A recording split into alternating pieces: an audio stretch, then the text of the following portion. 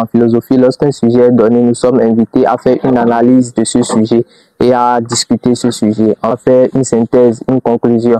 Et en parlant de conclusion, dans cette vidéo, je te montre les grandes parties de la conclusion de dissertation philosophique.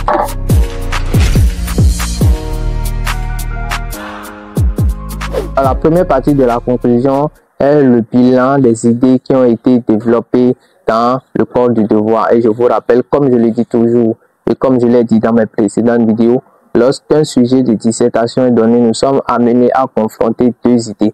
Donc face à ce sujet, il y a forcément deux idées qui ont été développées plus haut. Et ici, nous sommes amenés à faire le bilan de ces deux idées-là, tout en les mettant en relation de sorte à ce que, après avoir fait le bilan, nous puissions donner notre point de vue.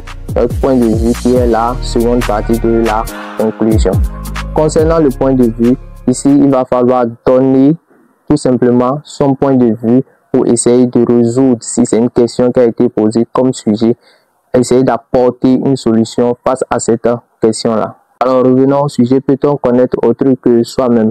Les deux idées qui auraient été développées dans le corps du devoir, l'une sera de montrer dans quelle mesure il serait prétentieux de vouloir connaître autre que soi-même, de vouloir définir l'homme, de vouloir définir cet inconnu selon les propos d'Alexis Carré. Et quant à la définition de l'homme, Karl Jaspers affirme qu'il y a une liberté qui échappe à toute connaissance objective. Et donc, il serait prétentieux de vouloir définir l'homme. Donc, voilà un peu l'idée qu'il va falloir développer dans la première partie du développement. Quant à la deuxième idée, il va falloir montrer que certes, il est prétentieux de vouloir définir l'homme, mais ce n'est pas une raison de s'empêcher de l'étudier, de le rendre perfectif, car s'empêcher de l'étudier serait empêcher de faire de l'homme un être perfectible. Je pourrais commencer ma conclusion en disant par exemple que il est vrai que l'homme est un inconnu dont la définition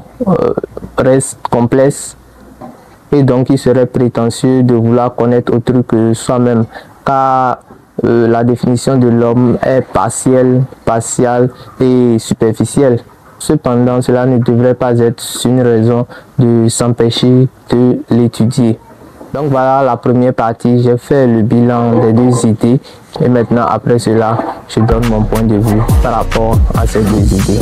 Et moi je dirais, il revient donc à tout un chacun de nous de chercher à se définir, de chercher à se connaître dans toutes ces dimensions, avant de chercher à vouloir définir quelqu'un d'autre que de se définir soi-même.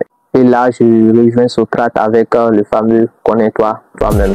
Alors, si cette vidéo t'a permis d'avoir de nouvelles connaissances, si ça t'a apporté un plus, n'hésite pas à liker la vidéo et à t'abonner à la chaîne pour ne pas rater d'éventuels sujets qui vont être traités. Merci et moi je vous dis tout à l'heure.